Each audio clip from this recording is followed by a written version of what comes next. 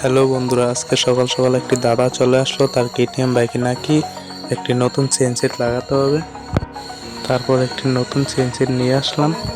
তারপর বাইকের পেছনের টায়ারটা খুলে নিলাম। খুলে নেওয়ার পর বাইকের পুরনো স্পুকেটটা খুলে নতুন একটি স্পুকেট লাগিয়ে নিলাম। নতুন স্পুকেটটা ফিক্সড করার জন্য তার সবগুলি নাট লাগিয়ে নিলাম। লাগানোর পর বাইকের চাকাটা পুরোপুরি ফিক্সড হয়ে গেছে। এখন বাইকের সামনের ফুটরেস্টটা খুলতে হবে। খুলে নেওয়ার পর বাইকের ফুটরেস্টটা একটু পরিষ্কার করে নিলাম। বাইকের নাটগুলি একটু গ্রিস করে বাইকের ভেতর নতুন চেনটা লাগিয়ে নিতে চলছি। তার আগে ছোট ফুটরেস্টটা লাগাতে হবে বাইকের সামনে, তো সেটা লাগিয়ে নিচ্ছি। লাগিয়ে নেওয়ার পর চেনটা ফুটরেস্টটার সঙ্গে ফিক্সড করে নিয়ে তারপর ফুটরেস্টটা চেনটার সাথে ফিক্সড করার পর পেছনের বড় ফুটরেস্টটা চেনটার সাথে ফিক্সড করে নিলাম। তারপর টায়ারটা সঠিকভাবে আগের মতন ফিক্সড করে নিলাম।